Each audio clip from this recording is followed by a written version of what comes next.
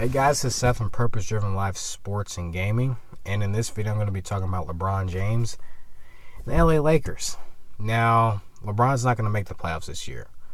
Most likely. They're in the 11th seed in the Western Conference with a 31-40 record, and they would basically have to win out to even have a shot, and even if they did, they'd have to have a lot of things go their way, which is a lot of teams lose, and it's just unlikely at this point, even though you don't want to ever chance things, even though that'd be cool to see him actually make the playoffs if he went on a run like that.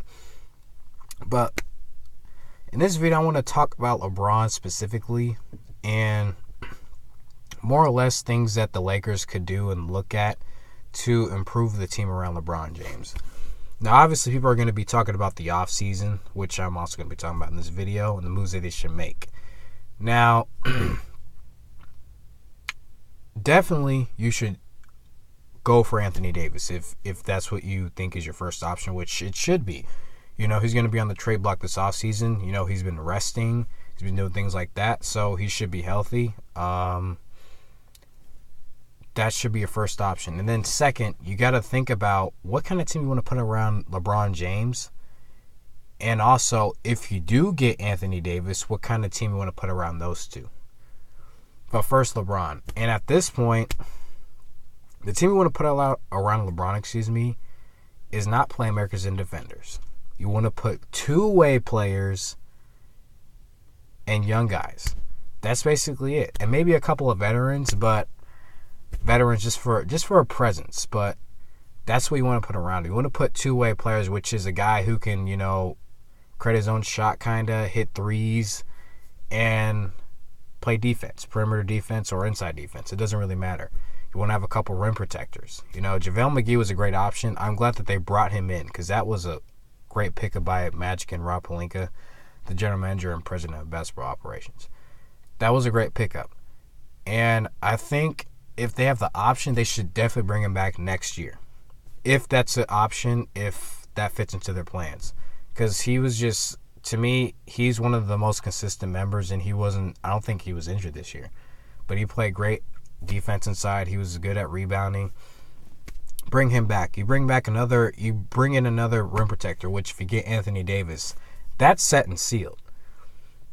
But what you need is two-way players. And the reason I say two-way players is because you want guys who can catch and shoot, and you want guys who can play defense. On the Lakers this year, they're not a good defensive team. And they didn't have a lot of good defenders. You had Rajon Rondo, who's a great perimeter defender in my opinion. You had Lonzo Ball, who's proven to be better defensively than he is offensively.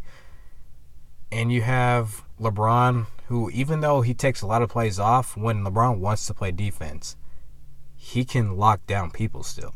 Let's not get it twisted. He takes a lot of plays off, but when he makes an effort, he makes plays. I do applaud LeBron for that. Then you have JaVale McGee, who played great on the inside. Tyson Chandler, once he came over, I think he played great for them too. Having those two was great because it's a veteran presence and it's guys who know how to defend at the rim. That's great.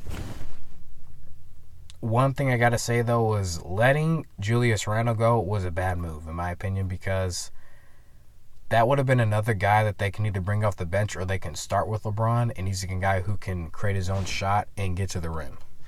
That's a bad move by letting him go, but I digress. I think if they can make those moves for LeBron and get Anthony Davis along with that, that's a team to me that can contend. And they're having that max spot open, which probably be for Anthony Davis. But if they can have those kind of players around LeBron, to me, they can contend. Even though I would still pick Golden State over that team just because you have LeBron, you have Anthony Davis. This is why I'm going to still pick Golden State, as I explain to you why. One thing LeBron should add to his game this year and learn to do for the rest of his career is to be an off-ball playmaker. And what is an off-ball playmaker? Here's a guy who to me is probably the best of all time at this. Steph Curry is probably the best off-ball screener for a point guard, maybe for any position. He's the best off-ball screener and the best guy moving off the ball and using screens. I haven't seen anybody like it. It's incredible what he does, and he pretty much dictates the offense without even having the ball. What he does is he comes down court, he dribbles up the court, gives it to either Draymond Green or Kevin Durant.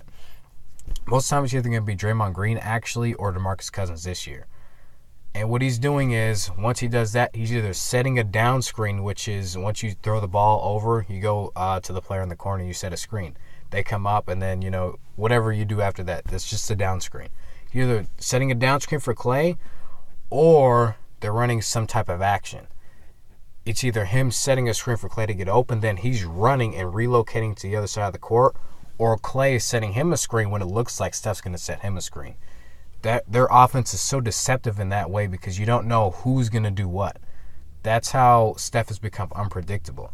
Another thing is he's so great at setting screens for Kevin Durant too, because these two are two guys you don't want to give open shots to, along with Klay, but to a lesser degree, even though if catch and shoot, you're pretty much done if Klay gets an open 3 or open 2. But those two, you don't want to allow open shots. And the way those two work together with screens, it's incredible. And then Steph, of course, whenever he sets a screen, you definitely need to be attached. Because as soon as he sets a screen, he's off running, and he's most likely going to have an open shot because you don't want to allow other guys to get open shots.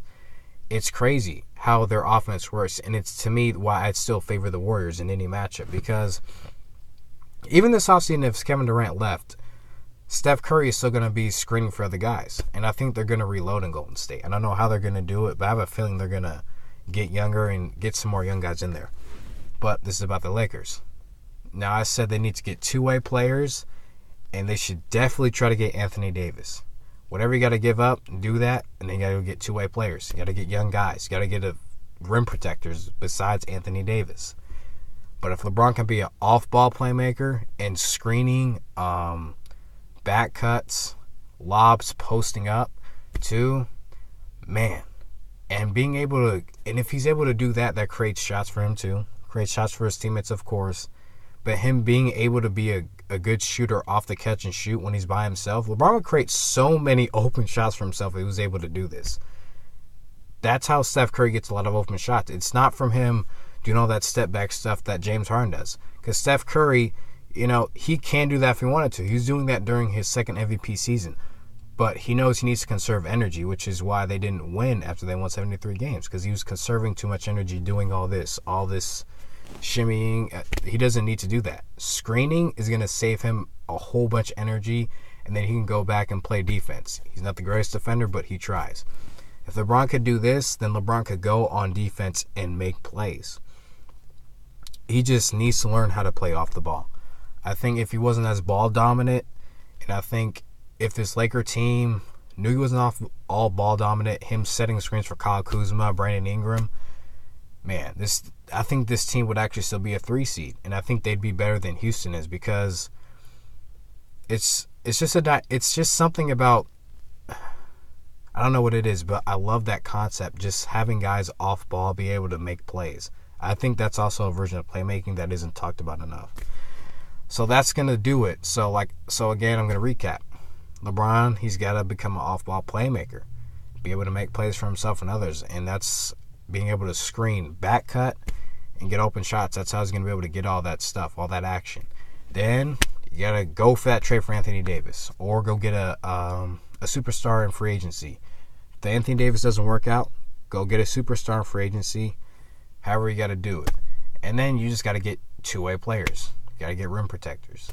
That's really it. That's all to me, how they're going to build. If you want to build a championship team, you got to start from there. That's a good blueprint.